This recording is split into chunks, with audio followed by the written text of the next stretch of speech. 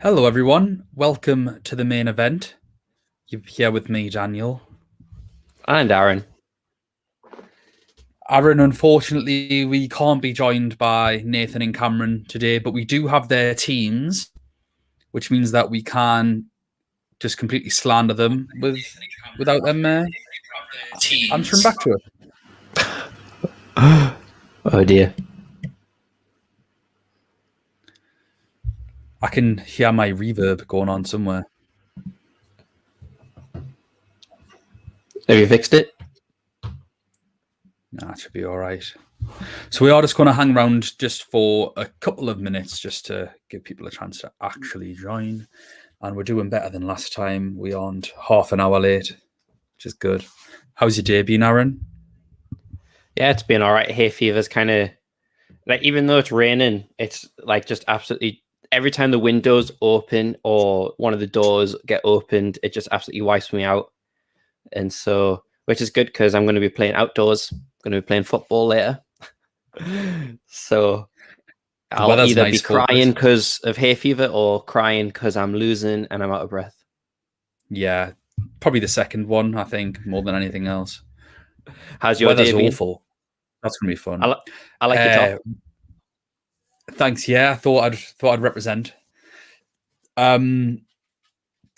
I had my COVID jab not too long ago, and it's just knocked me back every day. I feel like I've just got COVID. So I'm around sort of 12:30 every day. I'm just dying a death for 2 or 3 hours and then sort of start livening up again. So I've only started feeling like a normal human for the last 20 minutes. So we'll see how this goes. Got a comment. Hi, Abdul. How you doing? Hopefully get a few more people to join us. But if not, it's going to just go out in the podcast. Just some nice, awkward small talk. Yeah, we can probably cut one nice clean cut away for the Spotify version of this, like just a quick cut. Leave everything else in. But we'll probably just wait until 10 past, I reckon. Then we'll just get going. Good. The other YouTube video is uploading in the background, so it might even come on during the stream, which will be nice for you to just watch. Do you want to give them a little preview of that, Dan? What to expect from that video? Utter nonsense, as per normal. That's what you can expect from it. Yeah. So last night, myself and Aaron recorded basically a follow-up to our predictions for the group. We did that 1 minute each speed quick fire podcast where we went through every single team, sort of give our thoughts, just like it'll all be in one podcast. And last night we recorded to just go through how that went, the good, the bad, everything in between, just in terms of, did we get anything right? Did we get anything wrong? Are we to be trusted? It turns out we are very middle of the road to be trusted, as a spoiler. Although, obviously, if you've heard the first podcast, the actual preview, then you're more than aware, I'm sure. And if you listen to us anyway in general for the UCL, you know that good at some things, not so great at others. Always learning. Yeah, that's the thing. I think that's one of the things is that we're just fans, just enjoying this as much as anyone else, and so we do research, but we're not psychics. Yeah. So we try our best, and we just enjoy playing the games and stuff. So that's the main thing. Yeah, I think obviously for this live stream, I think what we'll do before we go into our teams is sort of just discuss how to attack the knockout stages. I've seen a few videos from people who usually do FPL with how they're going about it. I think a lot of people have already made a classic mistake, and that is getting trigger happy on the wild card for match day 3. I think personally it's a no-brainer to not have to worry about the rest of the competition and just target teams for this round of fixtures when there are first place teams playing third place teams for the round of 16, opposed to rotated teams that have already qualified or teams that are struggling in match day 3. So, or game day 3, whatever they call it these days, the third week. So I think because we've both got wildcards left, it's definitely such an advantage because we can go into this round carefree. You don't have to worry about anything other than who do we think is going to win and do well in this pot of games, especially for the bracket with Italy in. A lot of people are second guessing Italy assets because yes, they've got Austria, but then they're going to have a bit of a nightmare run if they are going to get to the final. We don't need to worry about that. So I think we may have to go through what to do if you don't have a wild card. I think that's probably going to have to be something. We've talked about this on the Champions League podcast ourselves. What would you do if you didn't have a wild card? How would you be picking players? We're just diving right in now. Sorry. Yeah. What I tend to do is first go on the gaming hub or UEFA Games, whatever the app's called now, and do the predictor game and see who I think is going to have the best routes to the final. And so for last year's Champions League, I thought Man City. I could see them getting to the final. And so I went heavily on their team compared to the others. So even though I risked missing out on some of the assets of some of the teams, thankfully I was able to go through the knockout stages with a larger Man City team.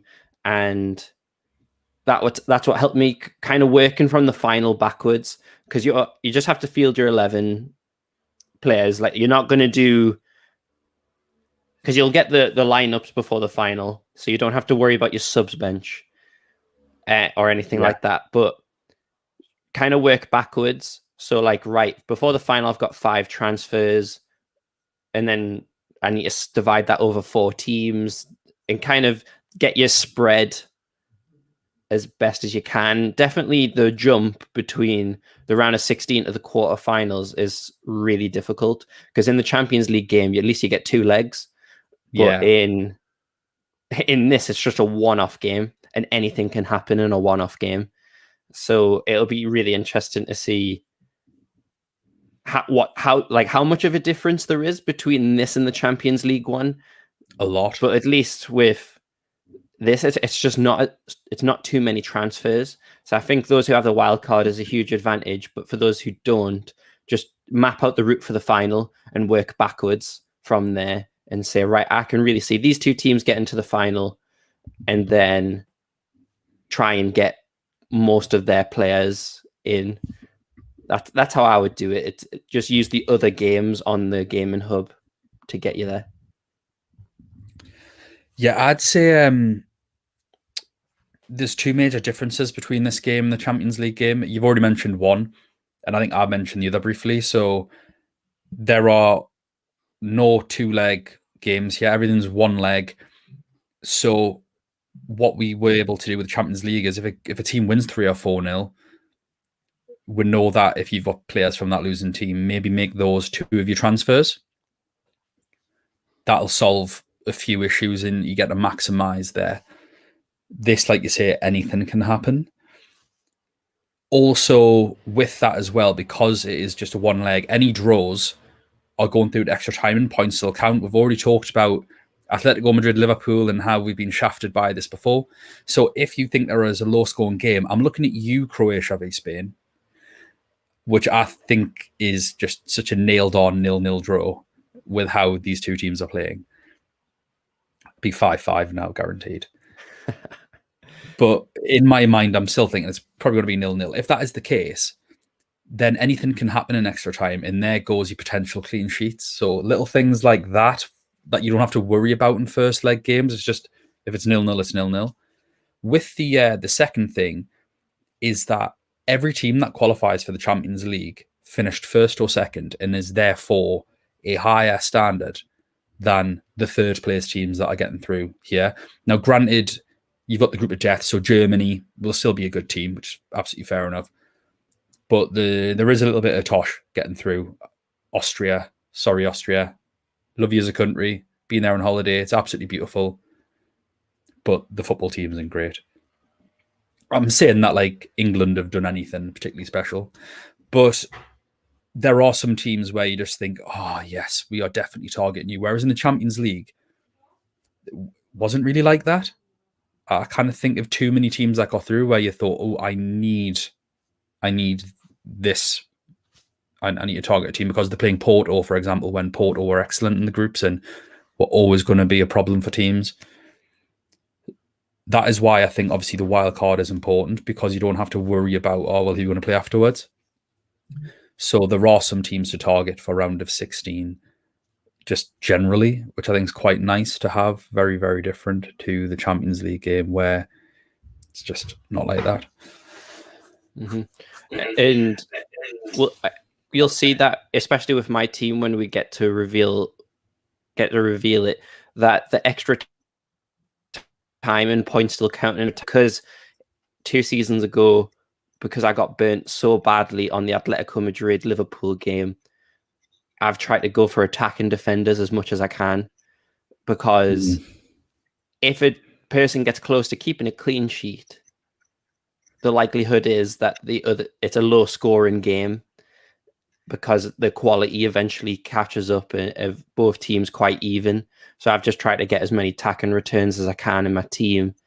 And yeah, you'll see that when I reveal my team. It might be a bad approach, but it's just the longer the game goes on and trying to keep a clean sheet after, 120 minutes, it gets very difficult.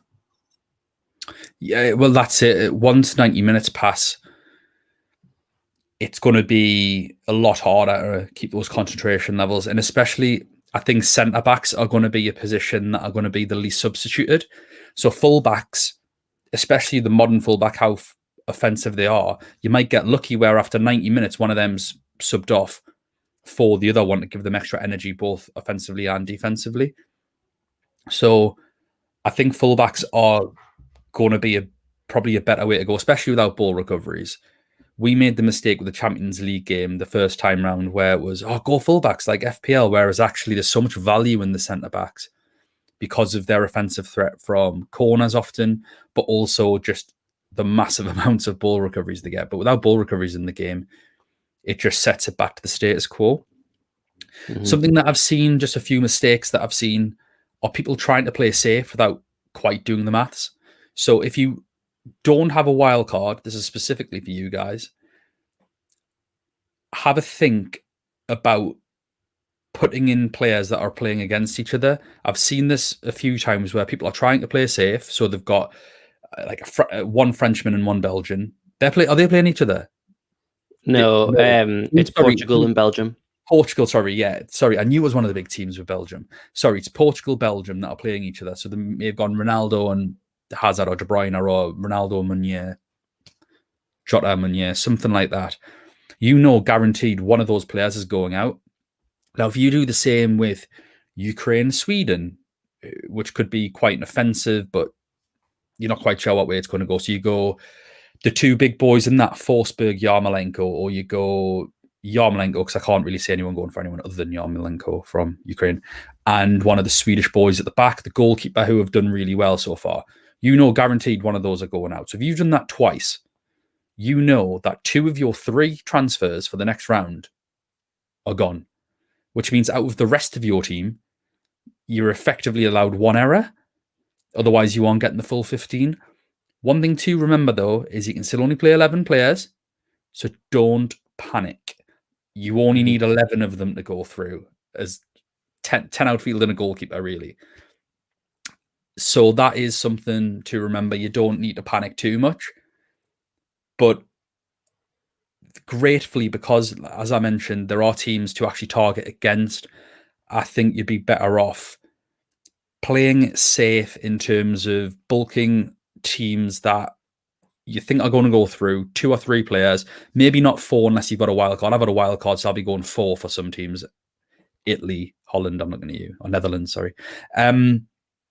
I've been slagging everyone off that's been saying Holland, going, why can't you just say the Netherlands? And I've just done it myself. So, Idiot. So yeah, with them, we've with got the a comment on YouTube, which is the same thing. So, fancy.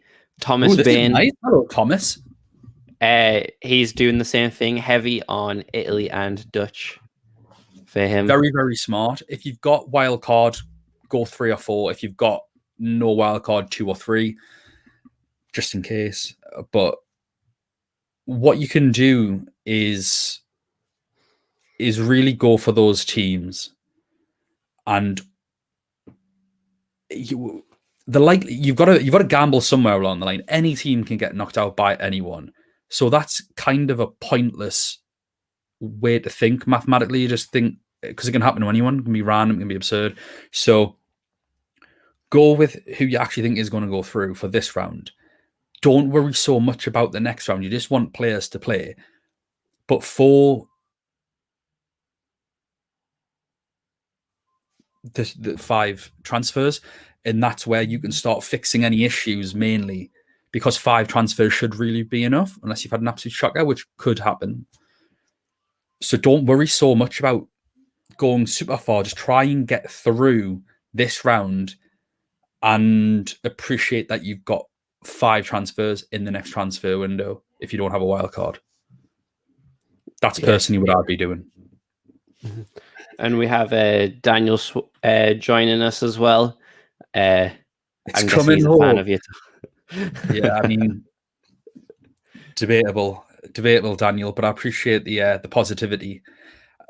I've been burned too many times. When you go to a World Cup with a midfield of Gerrard, Beckham, Lampard, Joe Cole, and up front you've got Wayne Rooney and Michael Owen, and some great players. Rio Ferdinand, John Terry at the back, Ashley Cole at left back. When you go to World Cup with these players and struggle, I don't get my hopes up. Although we have a ridiculously comfortable trip to the final as far as a final to a major competition can go. Yeah, that doesn't mean that we can't mess it up. Because especially really seeing like it looks like the tournament's pretty much played at Wembley for England. So yeah, except for one game. Yeah, trip to Rome. All right, let's get to these teams. Yeah, let's do it. All right. Ooh, I don't know who's coming up first. Again, Aaron, this is a mystery to me. You're the only one who knows. So just for anyone that missed the beginning, we are going to go through Nathan and Cameron's teams as well, and we're going to slag them off behind their backs while they're busy tonight.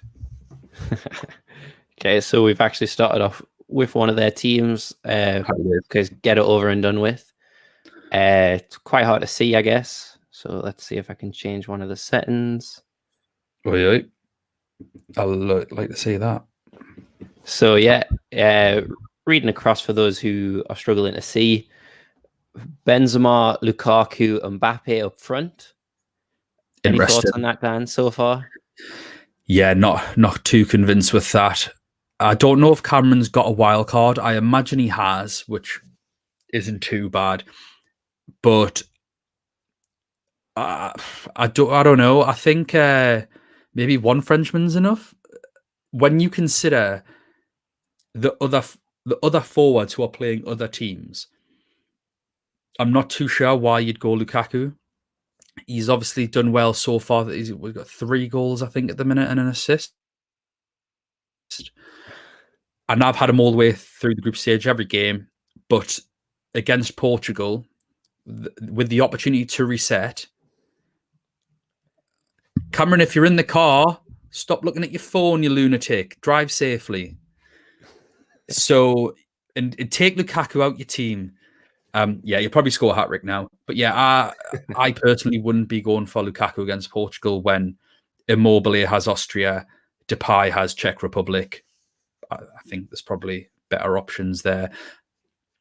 That being said, I do have a Belgian player in my team, but we mentioned in the other podcast that the forward places are an absolute premium. There's so many eligible forwards, but only 3 places that you can do. You can take those sorts of gambles in other areas, but up front, I think you've just got to go for the best 3. And that includes both form and fixtures in this case. What about you, Aaron? How do you feel about those three? Yeah, I think I think when you get to this stage, especially thinking about the way that Switzerland are going to play against France, I don't think there's going to be much room for Mbappe to try and run in behind. He might try and, con the ref and win another penalty, but I think Benzema I'm all right with out of the three, just because he doesn't eat up as much budget, and we've seen that he's the penalty taker. So yeah, Benzema's the best pick out of those three, and I am Yeah. biased because he's in my team, but I think he's the most in form of the three and has the highest ceiling with penalties. Yeah. So going into his midfield, he's got Aaron Ramsey, Gini Wijnaldum, Pessina for Italy, Pedri, and Grealish on the bench.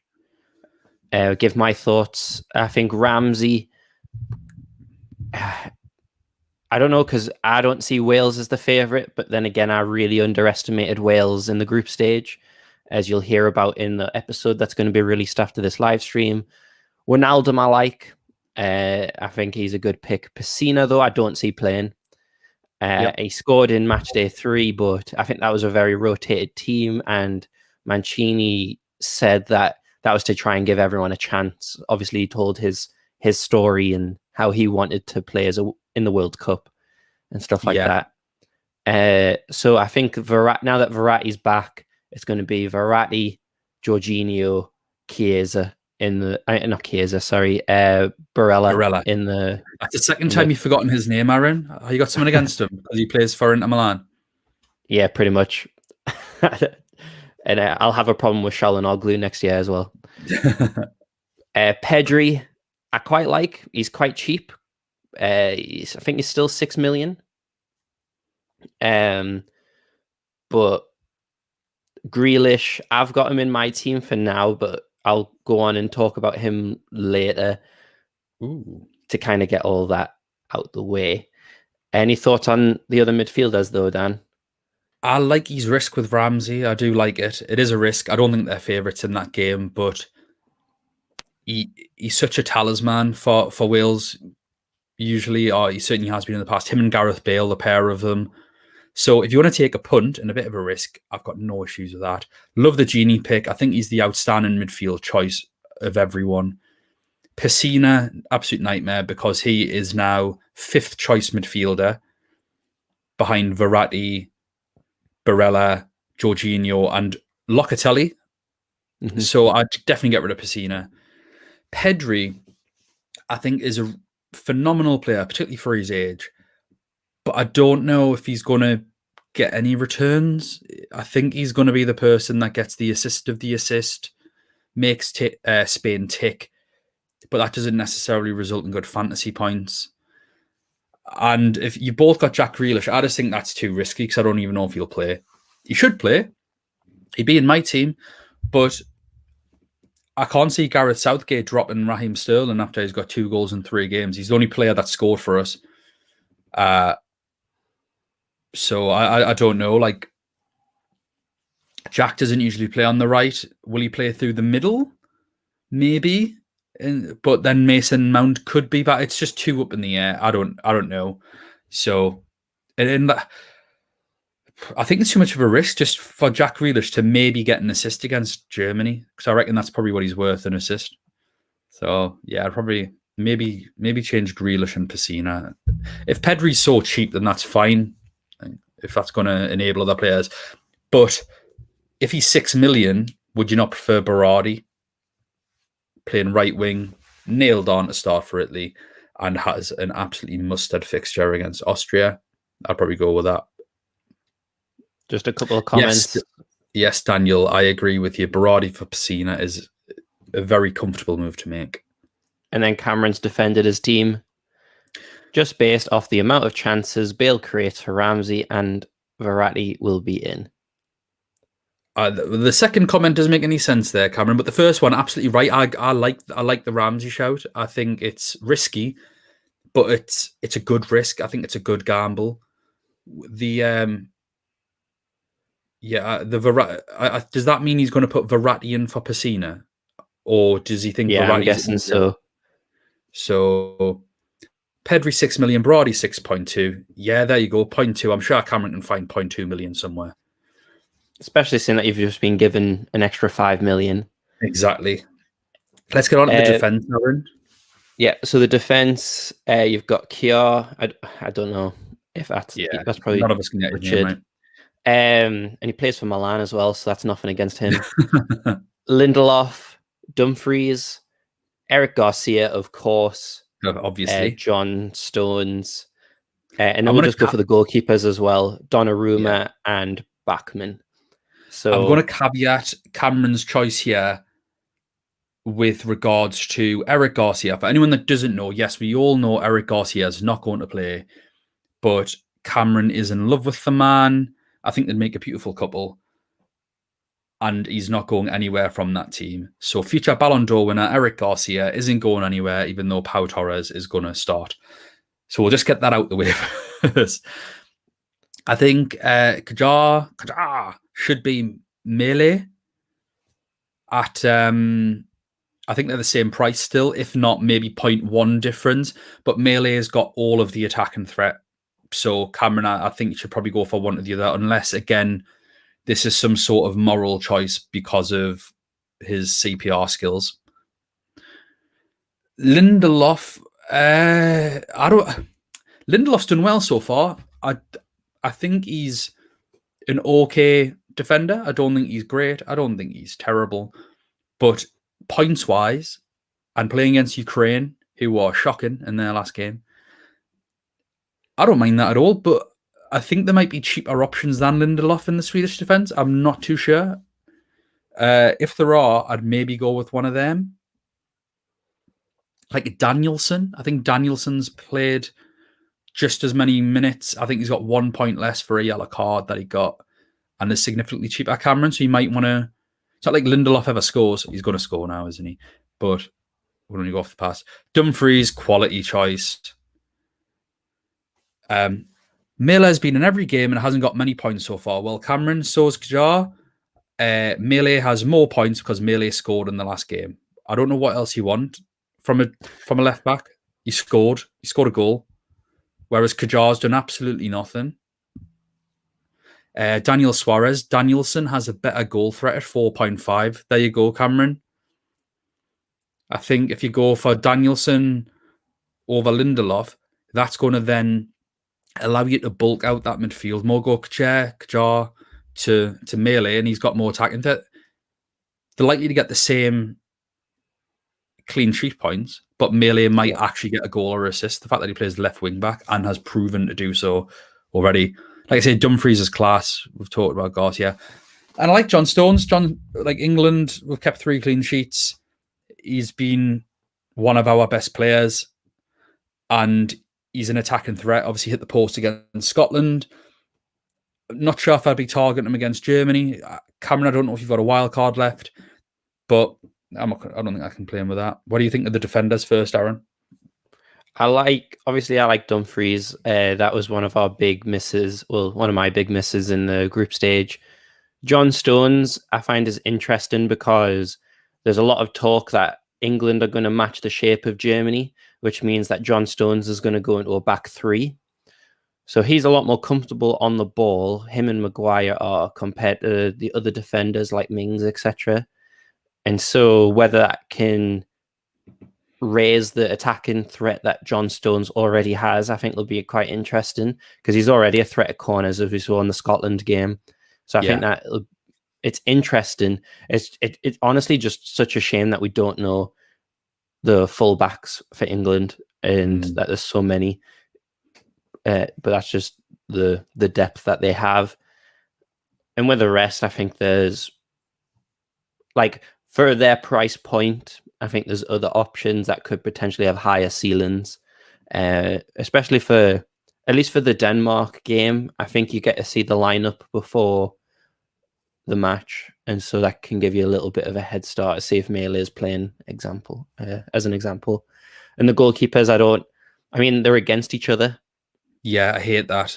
Yeah, He's so obviously put him backman because he's the cheapest keeper and doesn't care, which is a tactic. So I think you I'd say could. it's a reasonable tactic, but not when you've gone for such a budget midfield like Pessina and Pedri. I think what I would do if this was my team, and I'm probably going to go and curse this, but take Mbappe out for someone else. That frees up some money, unless you go for Ronaldo, who I think is the only one more expensive. But then that frees up money for Bachmann to potentially go to one of the Netherlands keepers. I think it's Stecklenburg, who's around that price point. 4.7, I think Stecklenburg is 0.2. Even if he and just then that way leave it you've off to got them playing on Danielson. different days. And then you could also upgrade Pessina up to Berardi, as was mentioned in the comments. Got a comment here by Mitchell Hunter. I would go for. Hi, Mitch. I butchered this name yesterday. Spinazzola. I'd go over Lindelof. I didn't know I didn't know Lindelof was that expensive, but I would agree if you can definitely afford. I think he's one of the best in the game. So yeah, Mitch, I've got a spoiler Spinazzola. So I think that's a good shout. Okay, let's move on from this team. But who we got next, Aaron? I hope that you overcome your rank, Cameron. We're rooting for your comeback story. Do we even know what he's 131 points? Yeah, so I just did them in order of where we are in the ranks, which just happened to be the same order that we did it in the original podcast. So it's me. I've not confirmed my transfers yet because I'm too scared of the price rises and pricing myself out of certain players. So I hope that you can still see this. Just put it on. I think price rises because I was confused about whether that happened before sort of like the update, you know, when they kick all the players out that aren't in it anymore, or whether it would be at the limit of the next transfer window. And it's at the limit of the next transfer window, Aaron. So you don't worry about losing value. It won't happen until the transfer window's ended, like the deadline's ended. All right, that's a relief. So yeah, I can basically confirm this team unless we see any major issues with it. So strikers, I've went for Immobile, Benzema, and Depay. So all of them around 10 million. So that's a bit of a risk, but lets me spread out the funds. Aaron, do we have the same team? Oh, we better not. I think outside of 4 players, we have the same team. It always happens. And Nathan always seems to have the same team as us for some reason. Yeah. I'm joking. So yeah, I'm guessing we'll talk about these more when it gets to your team then, if you've got the same 3 strikers.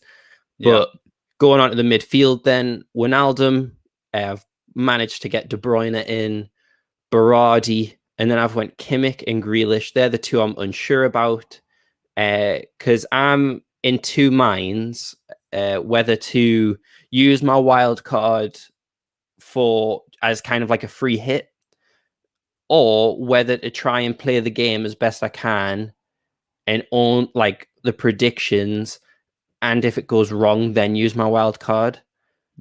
So I'm in 2 minds whether to do that. And I think there was a question earlier which is talking about the same thing. Would you still try to save your wild card for later stage if most players are not eliminated after the round of 16? So about saving your wild card, Dan, what are your thoughts on that? Depends on who goes through, really. It's definitely a possibility. There's no way that you would just want to be frivolously throwing away your wild card, because there's value to it in every stage. The further you go on in the competition, the less value your wild card has, because the transfers increase from 3 to 5 to 5. So it would be most efficient, but everyone's situation is going to be different. If I can get an 11 out, then I've got a question to ask. Do I use my wild card or not? And it all depends on what my 11 is, because if it's all my Italian players who then play, is a Did they play Belgium or Portugal? Is that their bracket? I cannot remember. Yeah. But yeah, it is, isn't it? Then do I want 4 Italian players? So it all depends on what I feel will best maximize my personal situation. But don't just gung ho use your wild card because you said you were going to. Just evaluate your situation once the round's over and think, well, how comfortable am I moving forward with this team? Because I think a wild card for the semis could be very, very handy as well. But yeah, I don't think there's, at this point, I don't think there's an answer definite one way or the other, but I'm certainly open-minded to keep my wild card if the opportunity presents itself. I'm not expecting it to. I'm expecting all my predictions to go horribly, horribly wrong. Mm-hmm. Yeah, because I think you can see that in my team that I'm in the 2 minds. I've got the 4 Dutch, 4 Italian players, and then the rest are I've got 2 Germans against an English. I've got Spanish player, Denmark player, and a French. So it's not much room for many other people. So going on the midfield, obviously I said I would talk about Jack Grealish later. My original thinking was that Mount wasn't going to be ready in time, but then I didn't realize that was the last game of this round, so he could be back if they have. I think it's if they show 2 more negative tests, because they don't even have COVID, and that's the annoying part. So I think he would be back in training. It's just that he wouldn't.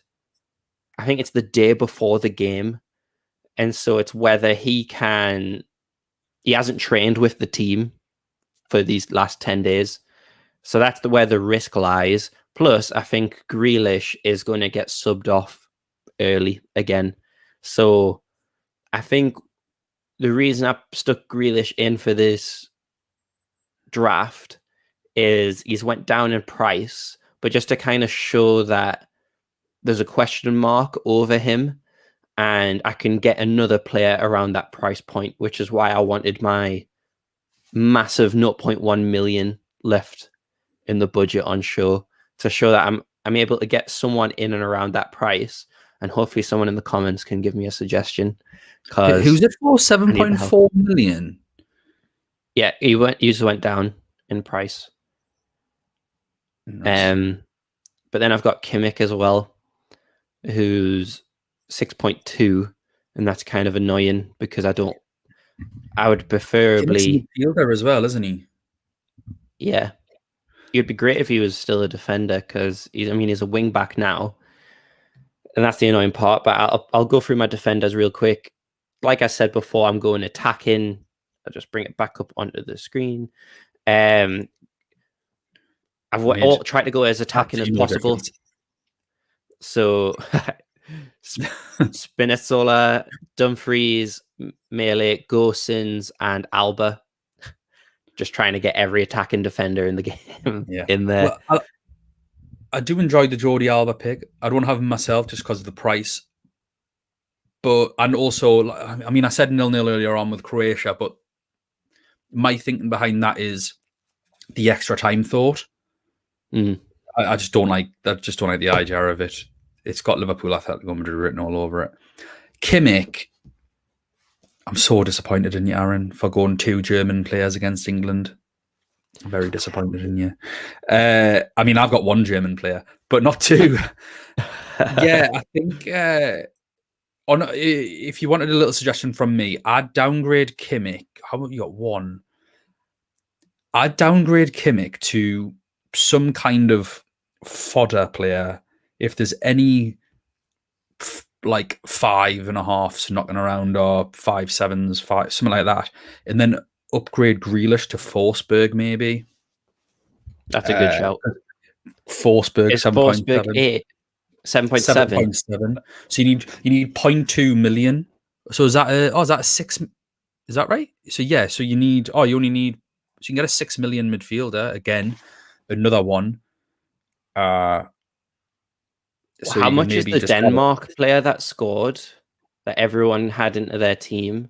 Forgot his name. I think Nathan's got him in his team. He is. I'll find out for you. Do you want to talk through your keepers, and I'll find out the price for you? Yeah. Yeah. So Donnarumma and Stecklenburg, just because I can see them.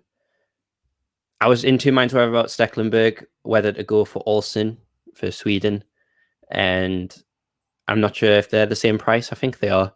So just kind of they play on different days and got a good route to the final, but I've still got the double Italian defense, which is working really good. Oh, that's who it is. Thank you, Abdul. Damsgaard. 5.9. 5.9. So if I go from think Kimmich to Damsgaard, Grealish to Forsberg, it looks a pretty good team. I think that looks better. Q Joshua Kimmich, goals, assists, monster. Yeah, I can see it happening already. Any last thoughts on this?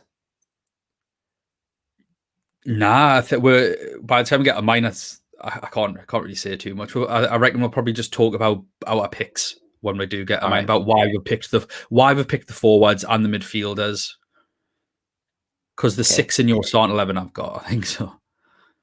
Okay, this is Nathan's, so it's not a massive difference if I just put the team on. So his strikers are Immobile, Depay, and Benzema. So same. This is Nathan's second draft, just to give people a little bit of perspective. So he sent us a team, then Cameron sent his, and then he changed his team and said, use this one instead. So Nathan, if you're watching, you can defend yourself in the comments, but get off your phone if you are. His midfielders: Wijnaldum, Pogba, Insigne, Damsgaard, and Forsberg. Let's talk about Pogba midfielders. Pogba. Yeah. I can just hear Graham Souness in my head. Yeah, he's been good. He's been mixed. I've heard someone say he's got a shout for player of the tournament so far. I don't know what games he's been watching. Pogba played excellently against Germany. First half, and then bits and troughs in the second. He was awful, absolutely awful in the second game. And again, sort of a bit sporadic in that third game against Portugal, where he was just pulling out moments of absolute genius, followed by 10, 15 minutes of being completely invisible. So if he can do it for multiple 90 minutes in a row, he's unbelievable. But it's just flashes. It's just flashes of brilliance. But that's all you need for fantasy. It's not who is the best player, who's doing this. It's just who can pull out a moment of magic. I think Pogba's limit is probably assists at this point. And against Switzerland, I think that's fine. But as we move on through the competition, I think it's only going to get harder and harder for them for him to make an impact against the big teams. So I don't think Nathan's got his wild card left. I'm sure he's used both of his chips, if I remember rightly. He's used them both. So you need to be playing So we need to look at this through a different lens, because we can all change our teams, we can mess around, but for him, he's committed to Immobile, Insigne, Pogba, Spinazzola, Pau Torres, Donnarumma, Benzema, Lucas Hernandez, and doesn't matter about there's not a huge spread of players. He's got 3 French players, 4 Italian, 3 Dutch, 2 Danish. I like that. He's not spread, because he's put his eggs in smart baskets to get through the next round. So I think his spread is intelligent. Mm-hmm. It's just huge risk if an upset did happen, because I'm more concerned with that side of the bracket, because on the other side, he's only got the Netherlands and Danish and Sweden. He's got Forsberg as well. Yeah, that's He's what got the I Netherlands. said them at the end. He's got 5, so he's got 6. If I was him, I would lose some of the French boys, because I just think if they dispatch of Switzerland like we expect, once the next round comes along, they're not in for a great time.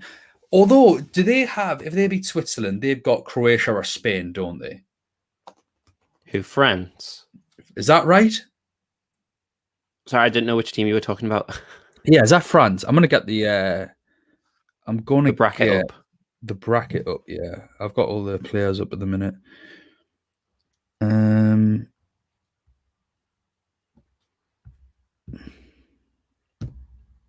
Here we go. So, all right, you've got it. Yeah, so we've got. Yeah, so France will play Croatia or Spain,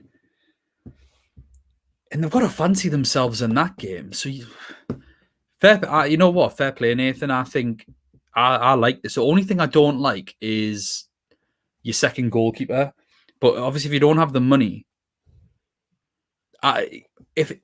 just my personal opinion, although I like this, I'd probably drop Insigne or Berardi and then upgrade the second goalkeeper. Other than that, I quite like it. What do you think about Hernandez? Obviously, we've seen... I can't remember where I saw it, but apparently Deschamps has a habit of, if France are comfortably winning, Hernandez is straight off at halftime. And apparently that has lasted like a year and a half of every French game. So maybe don't pick him then. Maybe Pavard, 0.5 cheaper. I think Pavard is Pavard's going to be safer. Koundé provided literally nothing down the right-hand side because he is a centre-back. It's not his fault. I mean, he occasionally plays right-back for Sevilla, but normally he's just a marauding centre-back. Likes to work his way through the middle and sometimes finds himself on the right. But he did nothing for France. So I think Pavard is probably likely to play most of the games at right-back. The one thing with Hernandez is Digne got a muscle injury. So I think he's going to be safer than ever. I'm still frustrated at the fact that Theo Hernandez doesn't play left back. He doesn't get a call up. And Luca Hernandez doesn't play in the middle because Luca Hernandez is their best centre-back. And he plays left back. He plays left back for Bayern as well most of the time. But when he plays centre-back for Bayern, he's their best centre-back. It's crazy. But I'd personally be having that. Here we go. Livkovic, 5 million. Netherlands goalkeeper, 4.7. There you go, Nathan. Double up on the Dutch goalkeeper. I think that would be a smarter way of going, opposed to a keeper that might not even get there.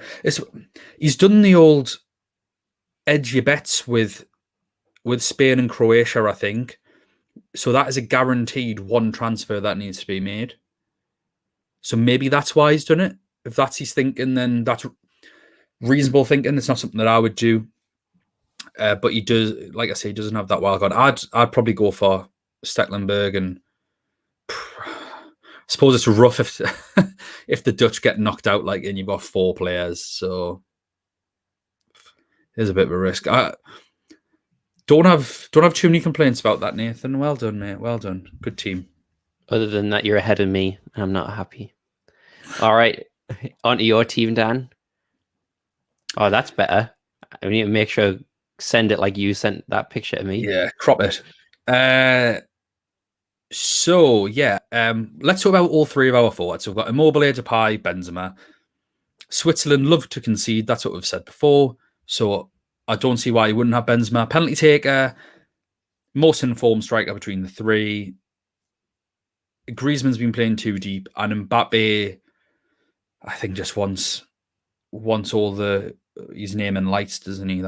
I haven't seen him do anything utterly fantastic other than that goal that got disallowed. So I don't know. It's been a bit of a mixed bag from the French forwards. Benzema had a nightmare against Hungary, but played phenomenally well against Portugal. So I'm just hoping that he carries that form through. You've got to pick one. Benzema's the cheapest, and that allows me to put money elsewhere. Immobile, streaky striker. He's played 2, scored 2, could have had a hat-trick in that second game. And he's up against Austria, who I think might be the worst team left. Might be. I'm not sure. Them, Ukraine. But I fancy Italy a lot against Austria. And Depay, again, he's been great. Goals, assists, is on penalties, and is playing against the Czech Republic. Again, another third-place team. I've got a wild card, so I can afford it all to go horribly wrong.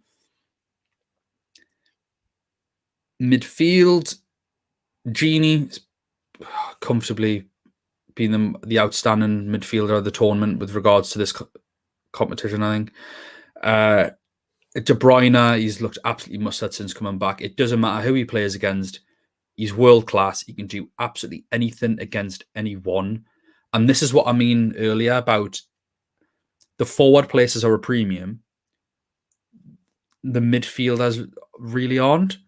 So I'd rather have De Bruyne and another forward than Lukaku and another midfielder. So that's why I've went with De Bruyne over Lukaku and then still stacked my 3 forwards. But all at around 10 million is it means I can comfortably afford De Bruyne. Berardi, 6 million, guaranteed to start, which puts him above Insigne, sorry. Especially with Jorginho on penalties, not Insigne. So yeah, go with Berardi. And I've got Goretzka and Forsberg. I'm really happy with Forsberg, especially for his price, penalty taker and his scoring goals. Goretzka is in danger of coming out. I obviously want 3 players that are playing on the last game or the last game day in terms of my defenders. So, just in terms of my outfield players, sorry.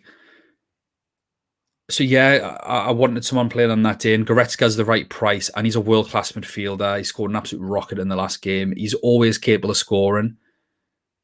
He's a big lad. He can put himself about. He's a danger from set pieces. Yeah, so I'm just unsure, only because he's playing against England. If he was playing against anyone else, I'd be really comfortable with him. Defense, I've gone double Denmark. That might change. It's just for the price, 4.5 million a piece. It's hard not to have them, especially when they're playing Wales, where, you know, Gareth Bale could turn it on. But I think the way that Denmark played against Belgium is a good sign that against world-class players, that can do well for periods of the game. Ultimately, it took the best midfielder in the world to rip them apart. That's what it came down to. Belgium didn't have a sniff before then. I've gone for Dumfries and Van Aanholt. So if I wanted more money, Van Aanholt could be Danielson, and then Olsen at Sweden could change to Stecklenburg, and then I can upgrade Goretzka. It's just, what midfielders would I want for 7 and a bit million? That's what I need to decide. So it's a case of, do I upgrade Goretzka with that extra million? But I think Van Aanholt's attacking potential is really being on show. He's unlucky not to have more assists. Spinazzola, I don't think I need to justify him. Dumfries, again, I think he's going to be in every team, him and Spinazzola. Donnarumma, 3 clean sheets, sheets. Barely made a save so far, which is a great sign. I don't want my keeper to be having to make 20 saves in the group stages like some of them have. It's a sign that Italy's defence is solid and they are controlling the game in midfield. But yeah, I've got 3 players that play on the last, or 2 that play on the last day and 1 that plays second last. So I do want my starting 11 to be playing in those first 2 days realistically. I think it all looks good. Obviously, Van Aanholt is the bit of like the puntier choice of the fullbacks, and because when the competition started, I didn't even know. I think we were all like, "Oh, Wijndal will play," but yeah. Van Aanholt is looking solid, and obviously that's another chance for an attack and return, while I think a lot of people will be going the goalkeeper. So that gives you a little bit of an edge. We've got a comment here, which if you do this, we will end up having the same team. How much is Goretzka? Goretzka, I believe, is 6.4. Let's have a look. My team. Price. Goretzka is 6.4. I don't want to fall into this Damsgaard hype train. He scored a great goal, and he is cheap, so I can definitely see the value in it. But I think, well, there's a couple of issues with it. First of all, he plays on the first or second date, does he? I think the first game is Wales. Which is great in order to take him out. If he blanks, take him out. So that's really good. However, I need players that are playing on the last day for my substitutes. I don't know if people have looked at, actually, who are they going to substitute in when their player blanks? So if I'm looking at that last day, I need a midfielder from England v Germany where I can see the starting lineups, or Sweden versus Ukraine. And the only choice really that we've got from that game, I've got Forsberg in midfield, and the other choice is Yarmolenko, but I can't afford Yarmolenko because Yarmolenko's 8 or something like that, 8.2 now. So it's not just a case of who's the best player who can do this, who can afford whatever. It's what's the plan? Where do I go when players blank? And I'm not saying Goretzka is the ideal pick by any stretch of the imagination. But it's something. It is a last-ditch move I can go to. And hopefully the rest don't blank and I don't have to put them in. But I'd rather have someone to move to than have someone bad and then have nowhere to go. Yeah, I think that Forsberg, obviously, we've discussed that that's potentially a safer pick for me than Grealish is. Do you have any other people that are kind of, if you could pick 16 or 17 players that you would have that are just not quite in your team, but that you wish you could have in your team? Do you have anyone like that? Specifically, like in midfield or just any position? Just any position, really. Is there anyone who, because obviously we've got the same 3 forwards. For me, Ronaldo's in great form. Belgium are not great at the back. I just wish I could afford them and still not sacrifice my team. Like, do you have anyone like that who you just can't quite get into your team, but you wish you had?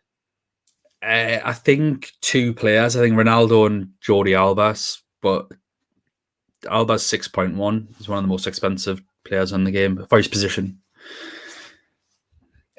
And obviously, I've mentioned about the extra time thing. So I don't want to go centre backs because they're a bit cheaper, especially Pau Torres, because that's the one where I'm thinking, should I go for Svinkja to Pau Torres? That's the one that I'm going, oh, should I? But I like the idea of Denmark playing that first day. So I kind of know that I know what's going to happen there with regards to my substitutes. And having a double, I don't know if many people will have a double Denmark defense. I think a lot of people go double Denmark with the midfielder in there and one of the defenders, probably Mele. Unless you're Cameron and you've got Jar. So yeah, Damsgaard. I think a lot of people will have him. So I think a double Denmark defense is a differential if it pays off. And I fancy their defense against Wales. I really do. Something I've just noticed, which I'm not sure if it'll even play a huge part, but just in terms of the sides of the bracket, you've got Saturday, Wales, Denmark. Sunday, like this is on England's side. Then you've got Netherlands, Czech Republic, which is on the Sunday.